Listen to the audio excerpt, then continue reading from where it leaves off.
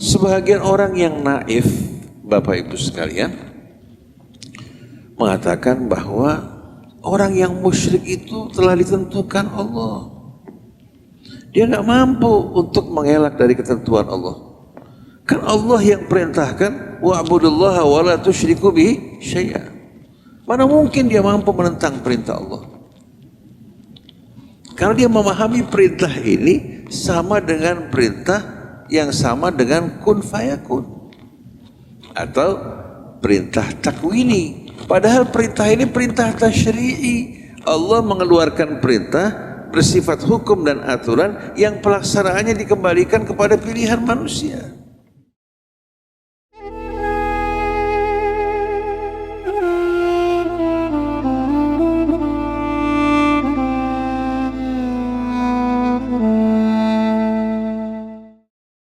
A'udzu billahi minasy syaithanir rajim. Bismillahirrahmanirrahim.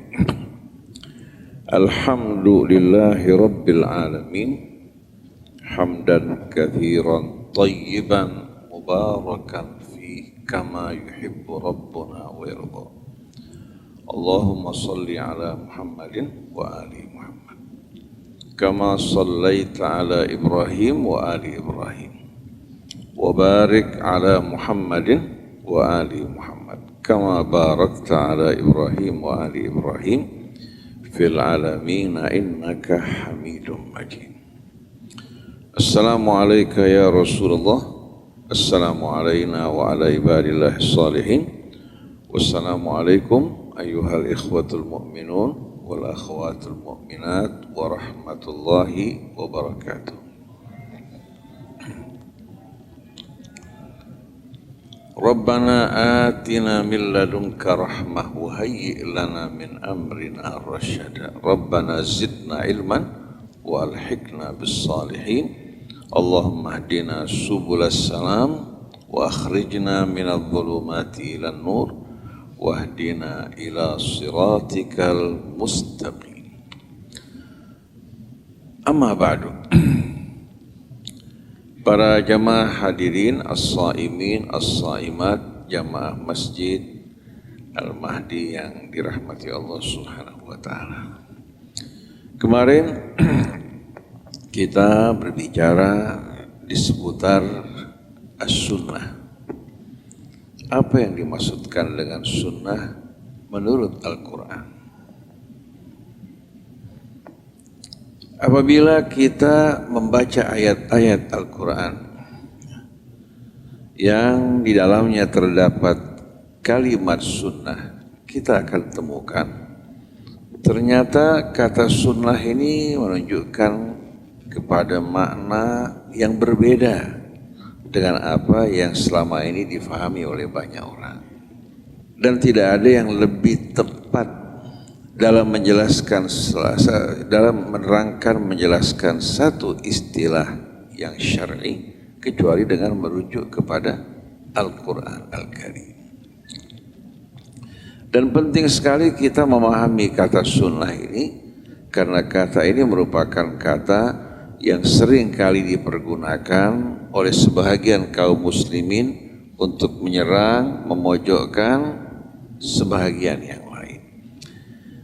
Dan tujuan kita bukan tujuannya untuk menanggapi dengan maksud yang tidak baik, tapi tujuannya untuk meluruskan. Mudah-mudahan Allah mengikhlaskan niat kita dan juga membimbing kita ke jalan yang Allah Subhanahu wa taala ridhai, yang dapat memberikan pencerahan kepada umat hingga dapat memahami agamanya dengan sebaik-baiknya.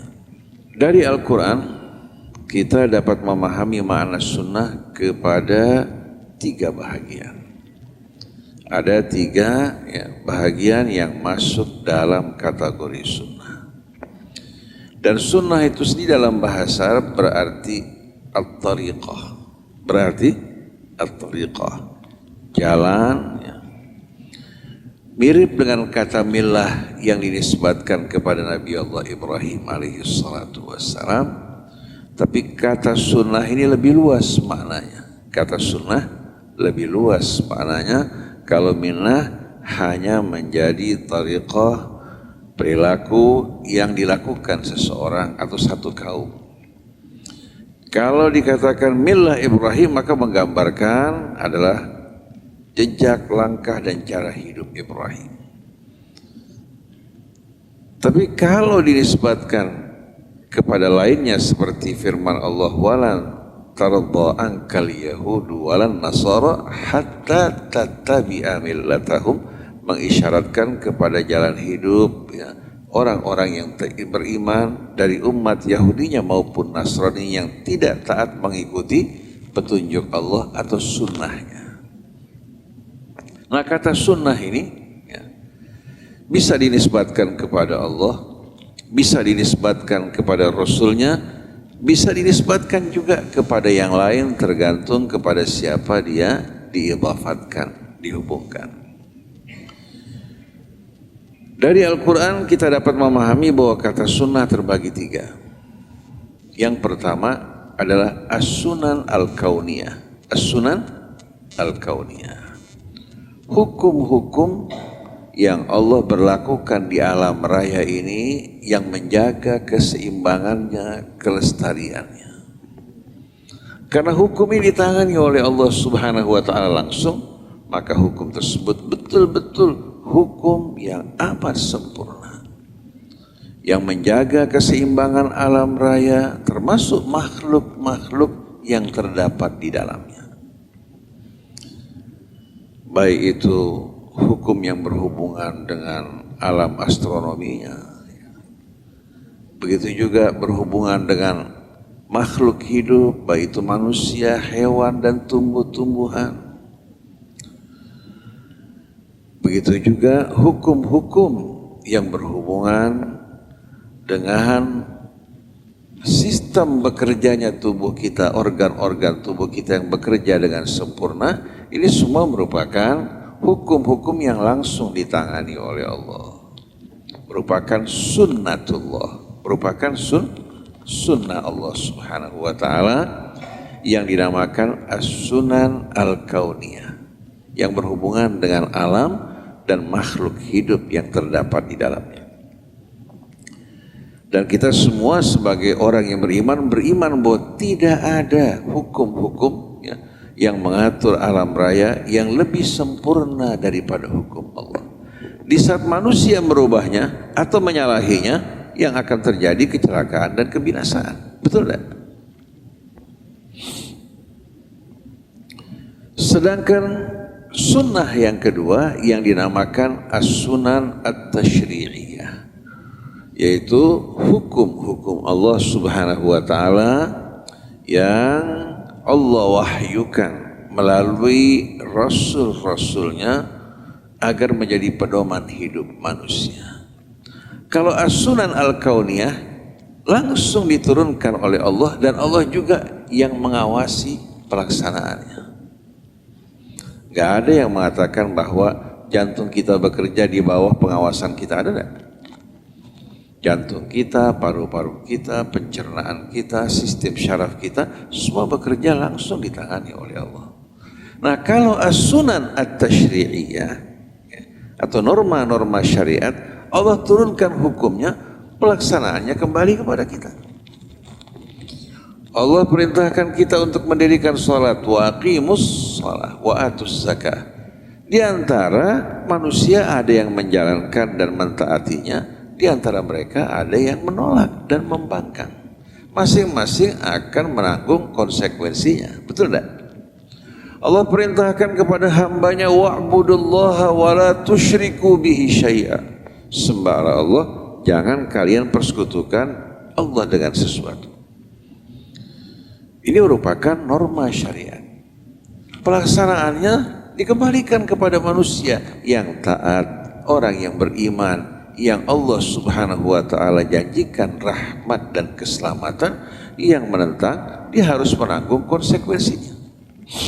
Sebagian orang yang naif, Bapak Ibu sekalian, mengatakan bahwa orang yang musyrik itu telah ditentukan Allah. Dia nggak mampu untuk mengelak dari ketentuan Allah. Kan Allah yang perintahkan, wa'budullaha wa la tusyriku bihi syai'a. Mana mungkin dia mampu menentang perintah Allah? Karena dia memahami perintah ini sama dengan perintah yang sama dengan kun fayakun atau perintah takwini. Padahal perintah ini perintah tasyri'i. Allah mengeluarkan perintah bersifat hukum dan aturan yang pelaksanaannya dikembalikan kepada pilihan manusia. Jadi ketika Allah berfirman wasariqu wasariqatu faqta'u aydiyahuma jazaa'an bima kasaba, yang mencuri itu sudah telah ditentukan dia mencuri. Karena kalau Allah kehendaki untuk dia tidak mencuri, Allah bisa lakukan. Jadi sebetulnya semua orang-orang yang taat maupun yang bermaksiat telah ditentukan oleh Allah Subhanahu wa taala. Yang musyrik, yang mengharamkan apa yang dihalalkan Allah, yang menghalalkan apa yang diharamkan, yang melakukan tindakan korupsi, mereka mengatakan kita kan sudah ditentukan oleh Allah Subhanahu wa taala. Jadi kejadian yang terjadi pada kami itu semua kehendak Allah. Kami tidak mungkin dapat melawan Allah dalam perintah maupun larangannya. Nah, di sini pemahaman yang naif ya, yang bertentangan dengan keterangan Al-Quran apabila kita fahami secara menyeluruh. Jadi kita harus bedakan antara norma-norma kauniyah atau sunan kauniyah dengan norma-norma syariat. Norma-norma kauniyah ya, itu merupakan norma-norma hukum-hukum aturan yang pelaksanaannya langsung ditangani oleh Allah. Oleh karena itu kita saksikan bagaimana alam raya yang penuh keseimbangan. Tidak terjadi kerusakan kecuali akibat tangan-tangan manusia. Dhaharal fasadu fil barri wal bahri bima kasabat aydin nas. Manusia diciptakan berpasang-pasangan. Lalu Allah Subhanahu wa taala pasangkan mereka melalui pernikahan yang menjaga kesucian diri mereka. Dilarang mereka berzina, mengumbar nafsu mereka secara liar. Tapi sebahagian manusia melanggar norma-norma syariat ini. Akhirnya terjadilah berbagai macam efek buruk, penyakit sifilis, ya, herpes, HIV. Ini penyakit-penyakit bukan diciptakan oleh Allah. Penyakit ini muncul akibat dari pelanggaran manusia. Memang terjadinya atas izin Allah, tapi semua ini akibat dari pelanggaran dan penyimpangan manusia. Manusia yang hidup dalam kesempitan, kesusahan, kehancuran, kebobrokan, itu bukan karena takdir Allah. Takdir Allah bersifat netral.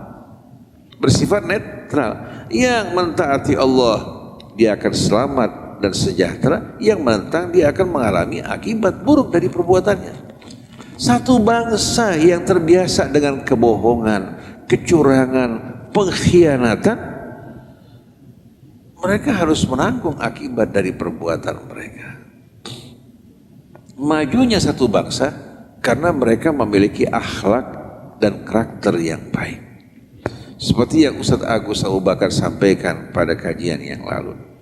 Di Jepang selama 3 tahun anak-anak tidak belajar berbagai macam pelajaran seperti matematik, ya, mempelajari bahasa Inggris. Ada pelajaran ya, sebelum masa-masa sekolah.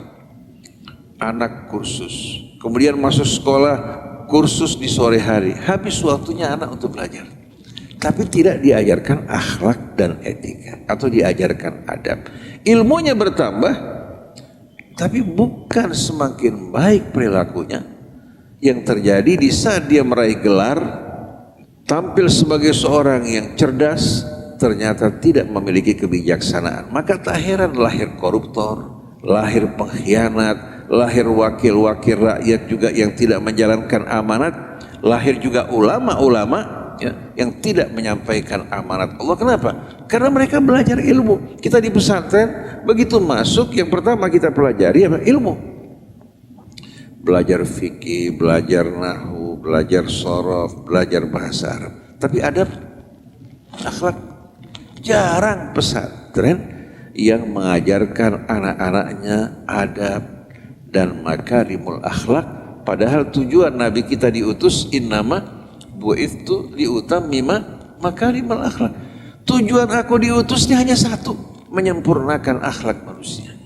Hingga Syauqi mengatakan, seorang penyair, innamal umamul akhlaqu ma baqiyat fa in humu dhahabat akhlaquhum dhahabu. Sesungguhnya keberadaan eksistensi satu umat itu tergantung bagaimana akhlak mereka. Kalau akhlak telah meninggalkan mereka, maka umat tersebut perlahan-lahan akan mengalami kepunahan, kehancuran. Seperti negara Amerika saat ini. Amerika yang dianggap negara maju sebetulnya sedang menuju kehancuran. Orang kalau menyaksikan yang terjadi di Amerika pada saat ini yang dialami oleh kalangan orang yang tidak memiliki rumah, homeless ya. Mereka tinggal secara terlantar, bahkan sekolah-sekolah dipergunakan untuk tinggalnya mereka.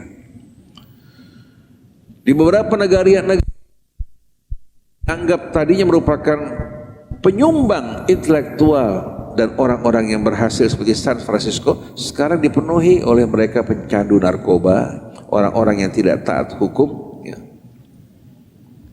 Sedangkan di Texas, negara bahagian yang berhubungan dengan Meksiko, pemerintah negara bahagia tersebut lagi mengeluhkan imigran yang masuk secara membludak dan dibiarkan, kemudian memenuhi rumah-rumah orang, bahkan bisa menempati dan tidak bisa diusir.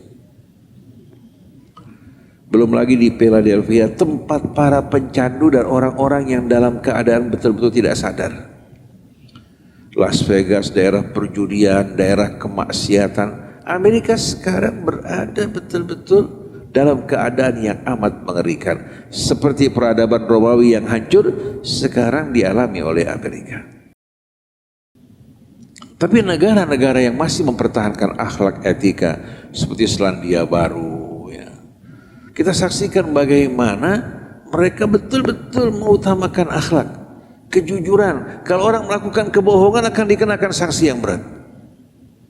Mereka juga menjaga makanan yang dimakan oleh anak-anak bangsa mereka, yang betul-betul menjaga kesehatan mereka, hak-hak orang dijaga dengan baik. Hingga tidak heran kalau mereka maju. Tapi kita Indonesia yang mayoritas beragama Islam, bagaikan apa? Orang yang berada di tengah-tengah tangga, yang di bawah nggak melihat atau nggak melihat ke bawah, nggak melihat juga ke atas. Semua tanggung, dalam beragama tanggung, tidak mengamalkan agama secara sempurna, dalam ilmu pengetahuan yang kita pelajari, walaupun tahu, kita khianati. Semua disebabkan karena penyembahan terhadap hawa nafsu. Akhirnya walaupun tahu, Allah sesatkan kita dalam pengetahuan. Afara'aita man ittakhadha ilahahu hawa. Apakah kamu tidak melihat orang yang menjadikan Tuhannya hawa nafsunya? Wa adallahu Allahu ala ilmin. Allah sesatkan dirinya ala ilmin, bukan dalam kebodohan, dalam pengetahuan. Kalau seorang insinyur yang mengetahui aturan dan hitungan pembesian, katakan, tentu dia berkhianat, pembesiannya dikurangi bertentangan dengan ilmunya, bagaimana hasil kerjanya akan baik? Dia bisa berbohong di hadapan apa? Di hadapan manusia, tapi alam tidak menerima kebohongan. Baru jembatan tersebut dibangun, tidak lama kemudian apa? Runtuh. Alam tidak akan menerima kebohongan karena alam dibangun di atas kejujuran. Ini yang namanya sunnatullah. Jadi sunnatullah di sini kembali kepada as-sunan al-kauniyah, as-sunan at-tashri'iyah, norma-norma syariat. Di samping dua sunnah ini ada lagi sunnah yang ketiga, as-sunan at-tarikhiyah, hukum sejarah.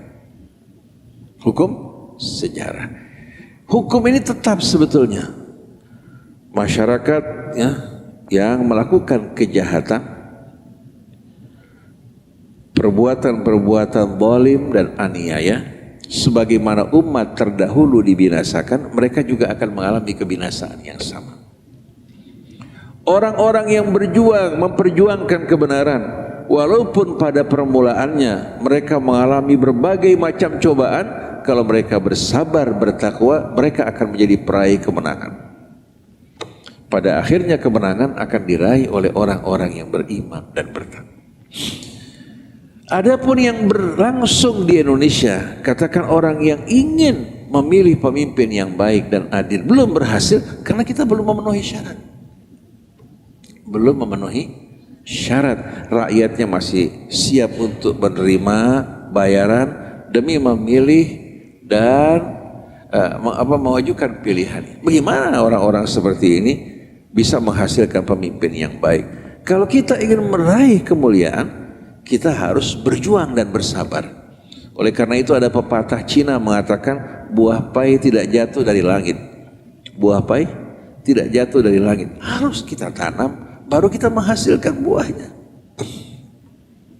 Jadi hukum Allah ini betul-betul berlaku dan tak ada satupun manusia yang mampu untuk melawannya. Di saat dia melawan, maka akibat yang akan diterima adalah kehancuran. Tapi di saat dia taat menjalankan dan mengikuti sunnah Allah, baik sunnah kauniyah atau norma-norma alamiah atau sunnah tasyri'iyah, norma-norma syariat atau norma-norma sejarah, mereka menghargai, menghormatinya, niscaya mereka akan meraih kesuksesan.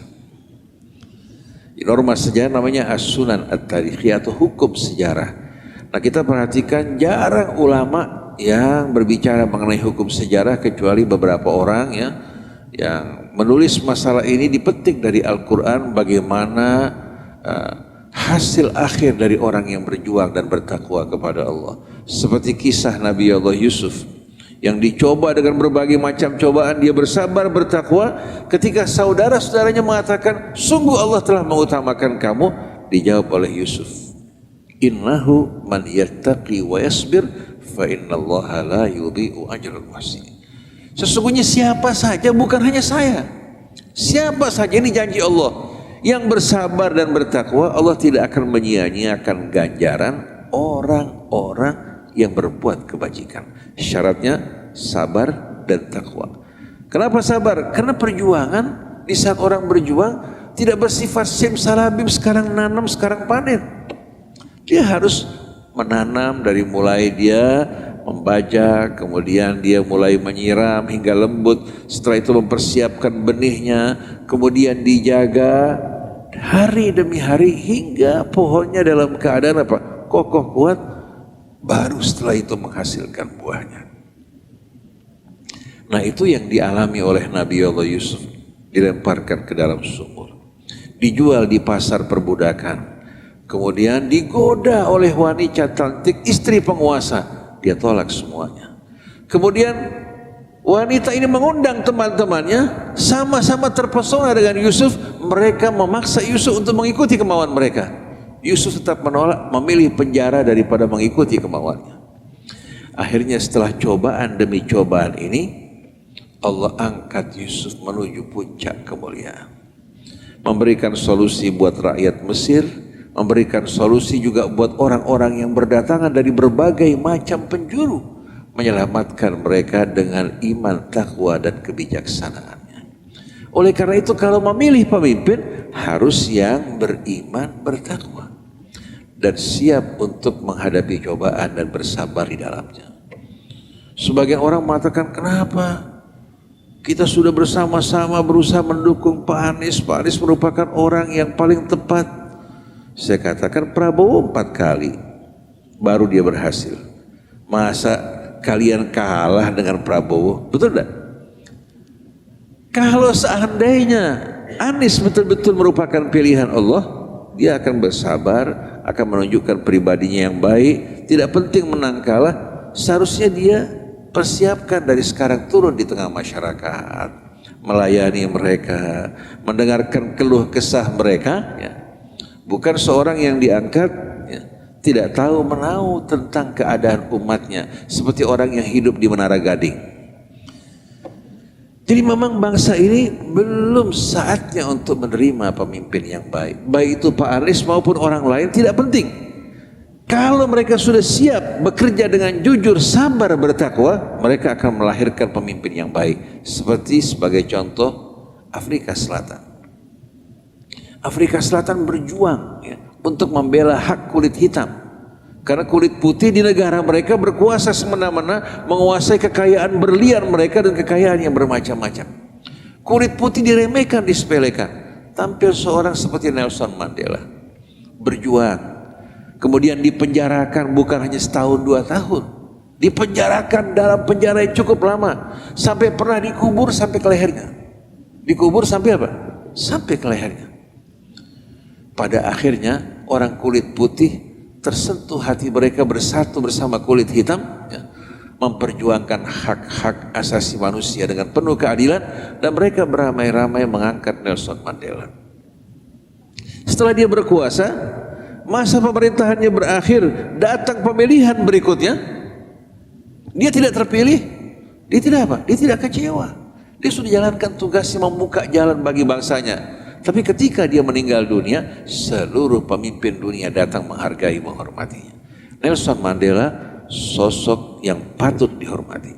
Ketika dia keluar dari penjara, dibebaskan dan diangkat sebagai pemimpin South Africa, dia memanggil sipir penjara yang pernah menguburnya.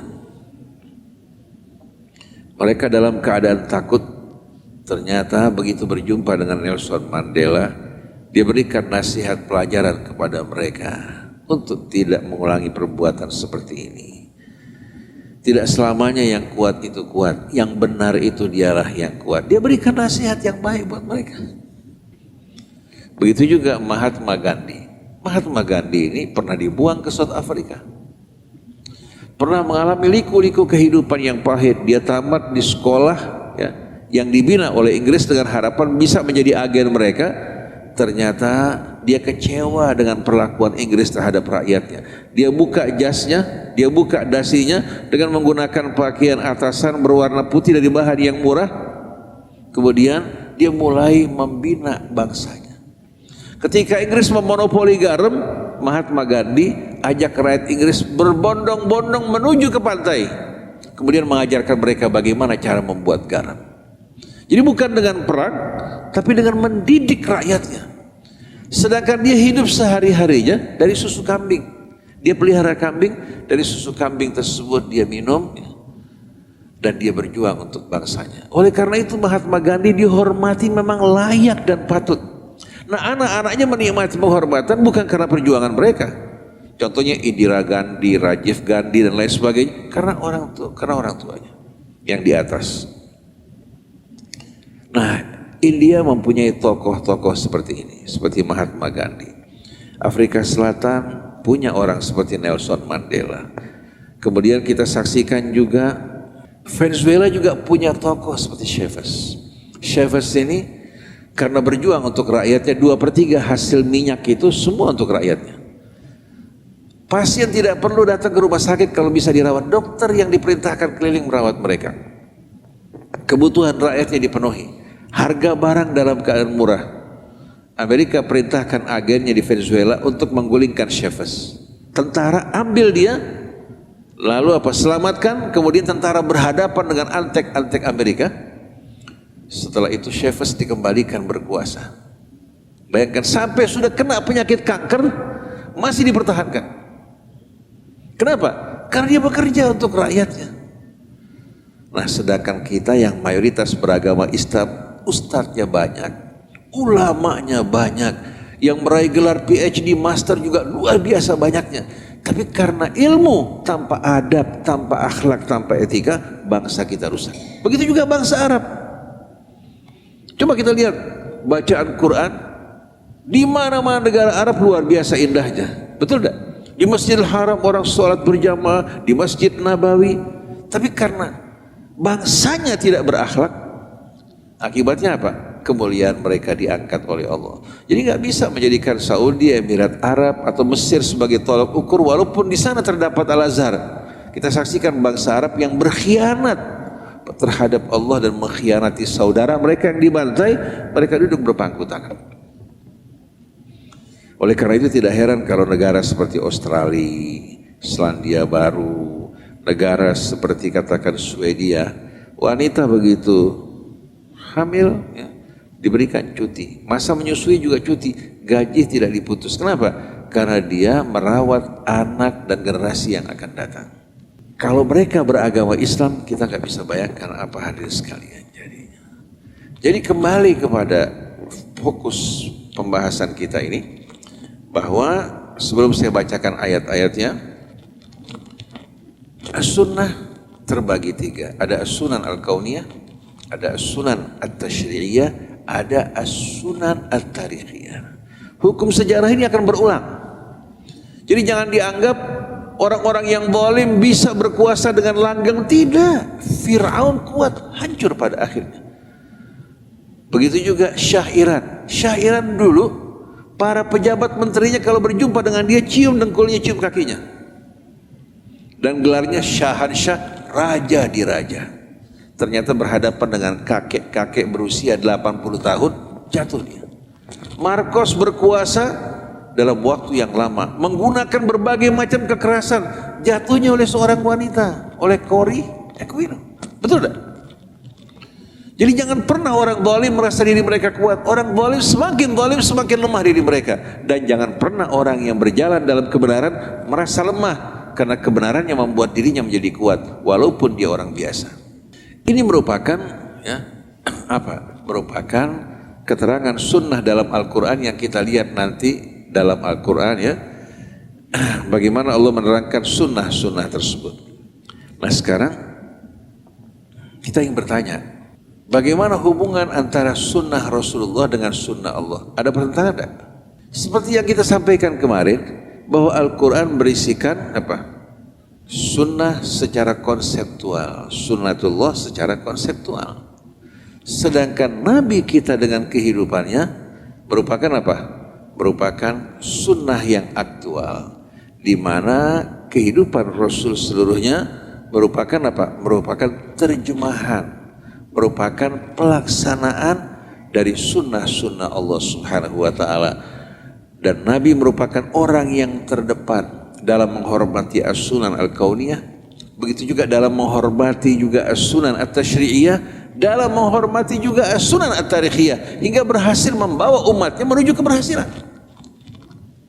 Bukan mendidik umatnya untuk menjadi seorang yang fatalis, apa aja takdir, tapi mendidik untuk maju, mendidik untuk berilmu, mendidik untuk berfikir dan berakal, tapi dengan akhlak dan adab.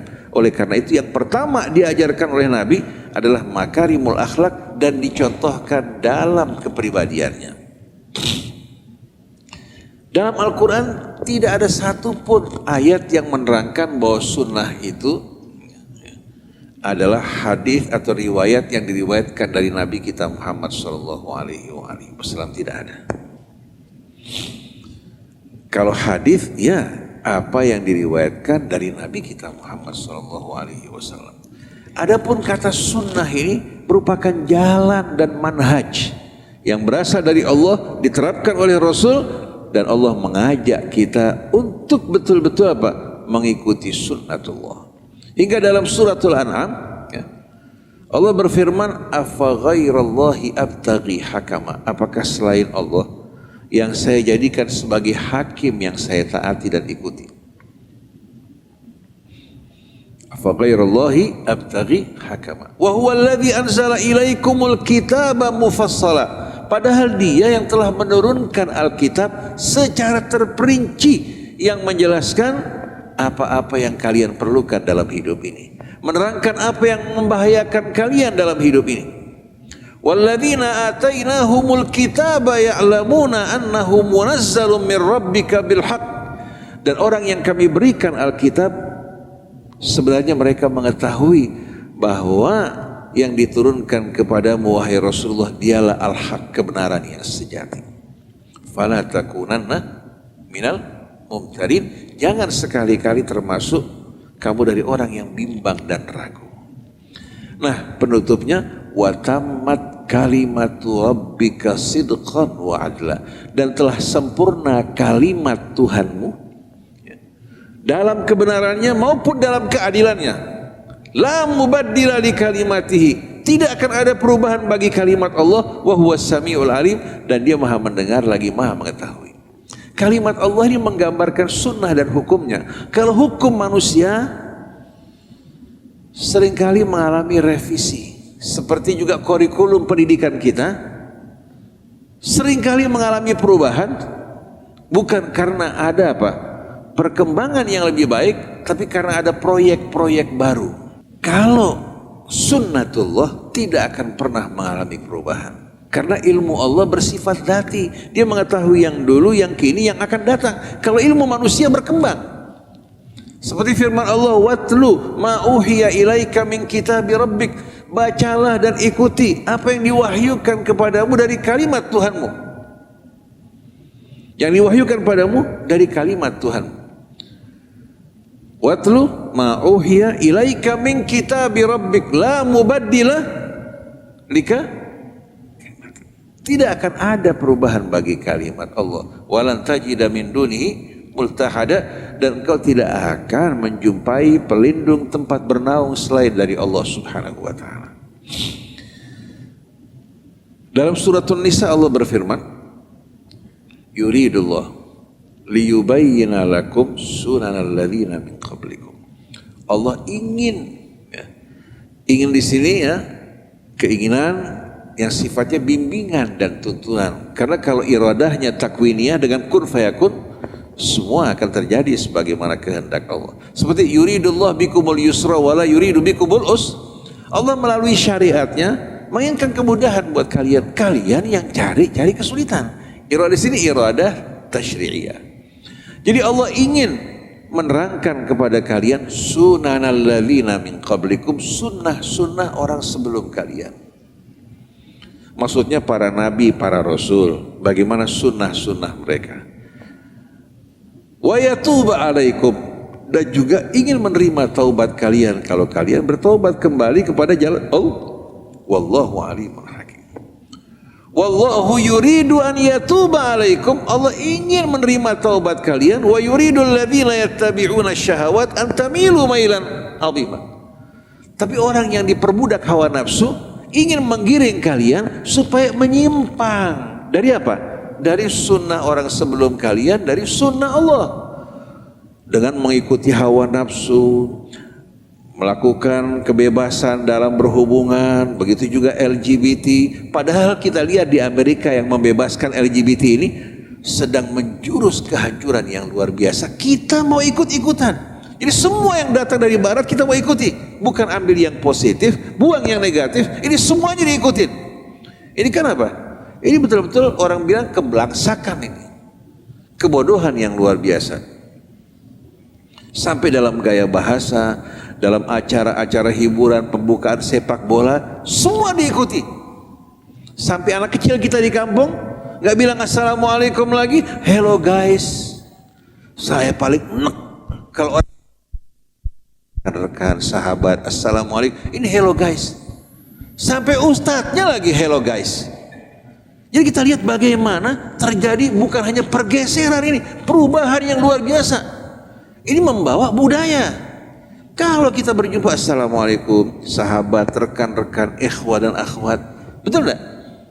Sampai di daerah perkampungan di gunung, mereka bilang hello guys. La ilaha illallah.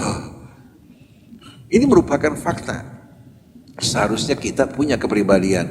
Maka kita kagumi orang-orang di Prancis, kalau kita ajak ngomong Inggris di airport, mereka nggak tanggapi kita. Mereka bangga dengan bahasanya. Kalau kita sudah kehilangan identitas. Wallahu yuridu an yatuba alaikum wa yuridu alladzina yattabi'una syahawat an tamilu mailan 'azima. Orang yang diperbudak hawa nafsu ingin membuat kalian menyimpang keluar dari tuntunan Allah Subhanahu wa taala. Ini berkaitan dengan apa? Dengan bimbingan ke arah pernikahan. Nah, pernikahan sunnah Rasul juga merupakan sunnatullah. Sunnatullah. Sedangkan perzinaan itu merupakan bid'ah yang kembali kepada ajaran syaitan. Nah, mengingat waktu terbatas, kita akan lanjutkan nanti insya Allah. Jadi perlu kita pahami, nanti kita akan dukung dengan ayat-ayat Quran yang menjelaskan bahwa sunnah terbagi tiga. As-sunan al-kauniyah, as-sunan at-tashri'iyah, as-sunan at-tarikhiyah, dan Nabi sebagai apa? Orang yang menerjemahkan semua ini ke dalam kehidupannya. Jadi antara sunnah Rasul dengan sunnatullah tidak ada pertentangan. Begitu juga sunnah-sunnah orang sebelum kita. Semua berjalan di jalan Allah Subhanahu wa ta'ala. Demikianlah para jamaah sekalian, mudah-mudahan hal ini dapat difahami. Jadi kalau orang bicara mengenai sunnatullah itu tolok ukurnya Quran seharusnya. Kalau riwayat belum pasti dari Rasulullah. Bahkan banyak riwayat-riwayat palsu yang menyelewengkan ajaran Nabi kita Muhammad sallallahu alaihi wasallam. Subhanakallahumma wa bihamdik asyhadu an la ilaha illa anta astaghfiruka wa atubu ilaik wal afu minkum. Wassalamualaikum warahmatullahi wabarakatuh.